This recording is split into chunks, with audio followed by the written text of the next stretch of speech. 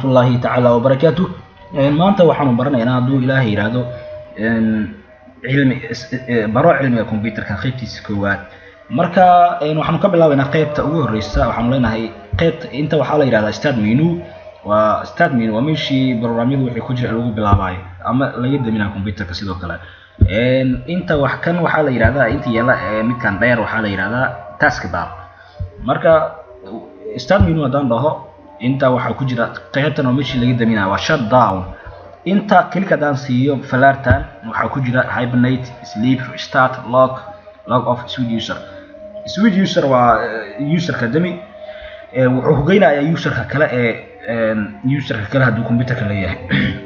waa baratkeyn kartaa waa tijaabin kartaa wuxuu hogeynayaa switch user qaybta userka. Log off hadaan adina waa adoo sign out oo kale meeshii bilow uu hogeynayaa sidoo kale.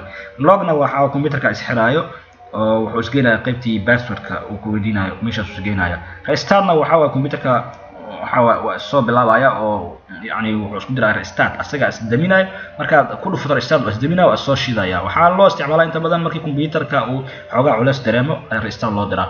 Sleepna waxa waaye marka rabtid in xogaa computerka uu daalo sleep yara u diraysa yani waa yara seexanaya kadibna yani hurdada seexitaanka maaha mid bani aadanka laakiin xogaa asagana sleep uu leeyahay computerka. Sleep waa tijaabin kartaa. Sleep marka daahid wuxuu isku dirayaa sleep dhowdina booskiisa ku sii wada barnaamijkaada yani wuxuu kasii wadayaa booskiisii bilowgiisa yani meeshuu joogay yani barnaamijka hadduu barnaamijku kacsanaa barnaamijkii ama office ku kacsanaa uu ku daarnaa isan bedelayo isla meeshiisu kaga bilaaba hadaa daahid sleep. Okay, hibernate waxa waa sidoo kale waa sleep waa sleep amal waaye xogaa asagana waxa loo isticmaalo computerka marka rabto inaan xogaa markuu daalo in yani uu nasto yaranasto. Marka waxaa jira meeshan taskbarkan waxaan rabnaa hadda waxaan geynaynaa qaybtaas right left iyo top. Marka hadda waxaan leenahay daan rabnaa inaan top aan geyno taskbarka waxaan keenaynaa baalkan arrow waxaan keenaynaa inta alerta kadib waxaan leenahay right click kadib waxaan leenahay properties markaan dhaanana waxaan tagaynaa horta qaybtan waxa waaye waa log taskbarka iga xir waa sidiisa ahaado waxba ka bedelin. Auto hide taskbarna waxa waaye auto hide aan ku dhufano auto hide wuxuu noqonayaa waa isqarinaya yani taskbarka marna qarsoomay marna soo baxay waa kaas. Falaarta hada korgeeyo auto hide yani baalka waa isqariyay taskbarka waa isqariyay hada imaadana waa soo baxay hada korgeeyna waa laabtay hada dul saarna imaadana waa ka intaas loo isticmaalo auto hide. Okay, sidiisa aan ku celino waxaan leenahay right click properties auto hide aan ka qaadno sidiisa ku soo noqonayo waa ka waxba waa kaas. Okay, marka hadana waxaan tagaynaa right click waxaan leenahay inaan top aan geyno right click properties kadib waxaan leenahay bottom hadda waxaan ku bedelaynaa top markaan dhaano waxaan leenahay okay waa ka taskbarkii wuxuu aaday marka qaybta kore ee topka. marka waxaan rabnaa inaan geyno hadda hoos inaan leftiga aan geyno hadana right click aan leenahay taskbarka dushiisa waxaan ku leenahay right click kadib waxaan leenahay properties kadib waxaan leenahay topka ka qaad waxaan tagtaa left.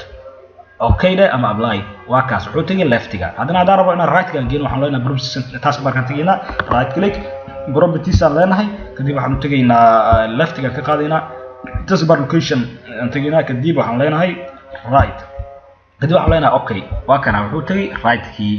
Okay, waxaan rabaa inaan ka bedelno right-ga oo aan keeno asalkiisa booskiisa hore. Waxaan ka right click leenahay taskbarka tagayna right click kadib waxaan leenahay properties kadib waxaan leenahay ka qaad right-ga oo asalkiisa soo celiyo bottom markaan keeno waxaan okay da marka sidiisu ku soo laabtay.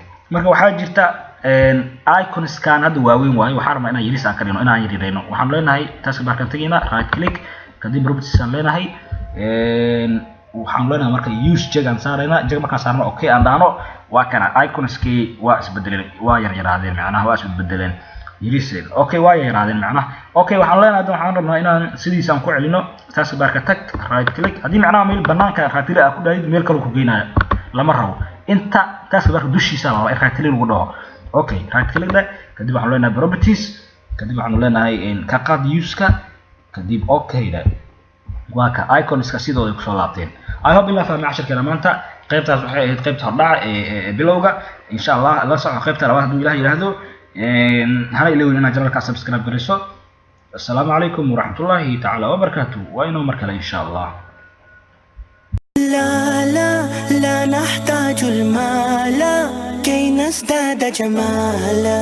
جوهرنا هنا في القلب لا لا لا لا، نرضي الناس بما لا نرضاه لنا حالا. ذاك جمالنا يسمو يتعالى.